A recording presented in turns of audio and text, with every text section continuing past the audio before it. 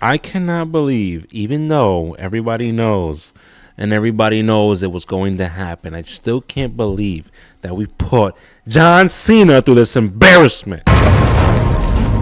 Is that even wrestling? Saturday night's main event is officially here. It has officially been the last time that we see Cena. And man, we have stuff to talk about with Cena's last match because, oh my goodness, what a disaster. What a disaster. First, we start off with the who? Obafemi, bro. You know, it was amazing to see Obafemi on this particular show today, man. It was absolutely amazing. But here's what's incredible. It's incredible the fact to know that Obafemi only got roughly 15 or 10 to 15 minutes. He only got 10 to 15 minutes, man, because they had the layup. Had the layup, bro. All they had to do was they just had to make the layup. But no, Drew McIntyre interrupts the match. He interrupts the match, man. What a big disappointment. Oh my goodness, the story of Drew and Cody needs to end. This ruined the match. It had the beginning of a good momentum and they ruined it. I don't want to talk about it no more, man. Next match. The following match, we have a women's match and it was Sol Ruka against Bayley. Dude, I was entertained the whole time. Now that's kind of it's a little bit crazy for me to say. I was entertained for the entire match. It was action packed. It had a lot of good move sets. I liked the match. The chemistry was there. I really enjoyed it. Wow, what a great match, man. She put Bayley in her place. I mean, have victorious Sol Ruka. I see such a bright future ahead of that diva, women, whatever you want to call it. Superstar. Look, man. That was a really good match. I was entertained throughout the whole thing. I was happy. I was happy. I have nothing bad to say about it. A couple small little couple small little botches in there, man, but it wasn't too crazy. I think the crowd was entertained. I think the energy was perfect. But, going from the Obafemi disaster to that match, well worth it. Love the match. That's like a good 7 to 8 out of 10 in my opinion. Just my opinion, man, but I thought it was really good. The next match, we have the team of AJ Lee, and they're facing Javon Evans and Leon Slater. Is that the name?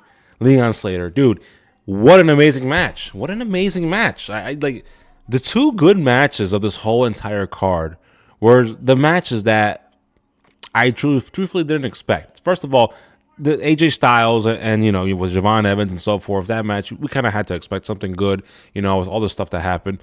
There was some botches in there. There was a botch or two that was within the whole thing, but they played it off really well. I enjoyed that. The crowd, the crowd, man. The crowd was for it the whole way. All these amazing, crazy, jumpy moves, high flyers. Wow.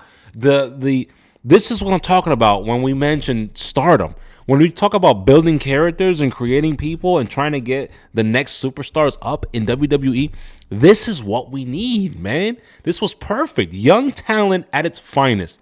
Perfect example, this match. Watch the highlights of the match, guys. Absolutely. It was well worth it. It's about a good 8 or 9 out of 10, man. There was a botch here and there, but it was perfect. I do think Leon Slater got a little bit hurt, which kind of sucks if that's the case. It looked like it for a little bit, but I'm hoping he's all right. I'm hoping they're going to just continue doing their thing. I hope we have something massive going on here, man, because this was really good. I loved it. The ones who do remain victorious are still, they be the victors of the whole ordeal. It's going to be the team of AJ Lee. So match was great. Match was freaking great, man. Then after the tag match, we go into a particular segment that has to do with The Miz. And if I'm being honest, I enjoyed this segment with The Miz. The Miz being his original self, man. I love it. The arrogance, the cockiness, him talking about when he's the one that should be the main star of the show because he's the one that pinned Cena at Mania, had original gear. I liked it. I truthfully did. I didn't like when, it was kind of expected. We see R-Truth come out as well, pretty much defending Cena. What I don't like about this segment with R-Truth is the fact that we're supposed to have Ron Killings and now we're still having Ron Cena. So, yeah, whatever on that part. But a nice little stick to it was the fact that we got to see Joe Hendry. Again, some more talent. I'm kind of rocking with that. The booking for all this wasn't really the greatest, but the talent that was there, I can appreciate and I loved. All right, I loved it. That was perfect. Then we go to the main event. And we get an absolute burial, okay? We get John Cena versus Gunther. We already knew, for the most part, that he was going to tap out.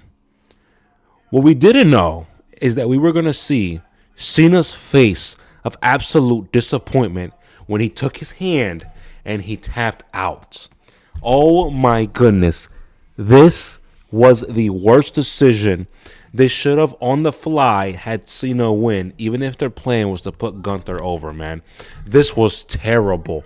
The match sucked. The chemistry sucked. Nothing important was there. Nobody wanted this match. Shout out to DC, because finally the bots of Woke Wrestling Entertainment were not there. I can appreciate it so much, man. Oh my goodness. I was extremely happy to know that a lot of the crowd booed everything that happened within the premise of what was going on in the particular match. Now, what's even funnier is they did a nice little homage to Cena, right? They kind of did more of like a tribute kind of a deal after the match and so forth. But before I even get into that, the match, just Gunther wins. He taps Cena out. Now he's solidified as the next person or the guy to be like the legend killer. Are you out of your mind? There's only one legend killer, and that's Randy Orton. And why wasn't he here tonight? Why? But the match had a couple of, AAs. It had the You Can't See Me's. It had the You Can't See Me's, the 5-knuckle shuffles. It had all that stuff, man. It had the last things that we could possibly get from Cena when it comes to this last match. Of course, the crowd's going to love it because it's Cena. It's John Cena. No one gives a crap, a solitary shit about Gunther. No one cares, man. It blows my mind. And the reason why I say I have so much respect for DC and they're not bots is mainly because during the last little bit of a tribute to Cena after the match, Bald Levesque, okay? The entire crowd booed him. You know what he did? You know what that little bastard did? That bastard from Greenwich, Connecticut. You know what he did? He laughed on the camera while the crowd booed. Are you out of... Vince McMahon has got to be rolling in disbelief. Vince McMahon. Hashtag bring Vince back, dude. Oh my God. In a million years, there is no way. There's no planet that would put Cena to lose the match. None out there. If Vince was still around, he would put Cena over 100%. 100% because he would have listened to the crowd. He would have listened, okay, and gave them exactly what they wanted. And figure out the story afterwards. That's what he always does. But no, Triple H is a little freaking rat, man. Come on, dude. And what bugs me a little more is that I kind of feel like Triple H was just happy that he was there. He was happy to be there because he doesn't show up to work anymore, He doesn't show up. He doesn't care about the company like that. But he figures he needs to show his face to everybody out there in D.C. to make it seem like, oh my God, Cena's moment. No, Bald Levesque wants a moment all the time. As far as all the tribute, Cena finally, exiting the arena, man, it was a touching moment. I had my little cuz here. He even shed a tear. Which I understand. He grew up legitimately watching Cena, so that's pretty cool to see. There's a connection there. But, dude, I don't even think Cena was happy about his exit. There's no way that he had any kind of content with the way he had to exit that arena, man, because I think Cena would have probably wanted something different. The man was disappointed. They had CM Punk and Cody Rhodes came up to the ring as well with all the other superstars. But the two guys with the titles made sure, shout out to both of them for putting the titles over Cena's shoulders. One thing that upset me was that Cena, you can see it within the camera and the angle. Cena specifically says, this is not what I wanted. But it's not about what you want, Cena. It's about what you're going to get, dude, because you deserve it, man. You've been there 20-plus years. You deserve it. You deserve that bit at least. Everyone's going to remember all the young talent within the show. There's not a chance that people are not going to remember it. They put on great shows. Possibility that this may be the better PLE. And it's not even a PLE. This was one of the better shows of this year. Saturday Night Main Event, one of the best ones in my opinion, at least, man, because there was some new talent. Things happened. A lot of high-flying moves. Just a lot. Crowd was amazing. Dude, I loved it. Man. But you got to be out of your freaking mind, dude. Obafemi was there for only 10 minutes, bro. Obafemi needed to squash Cody. He needed to squash him. Not have Drew McIntyre come in and ruin everything, bro. Oh, man. I thought LA Knight got buried. Cena literally had a funeral. Cena had a funeral, bro. That's really what it is. I talk about LA Knight that got buried recently on, what was it, Monday Night Raw. Legitimately, Cena has officially seen his funeral, because that's what it kind of felt like. It was just a sad moment. Everybody in the crowd was just full of disappointment when he tapped, right? Everybody in the crowd didn't care for Gunther winning. Did not care whatsoever.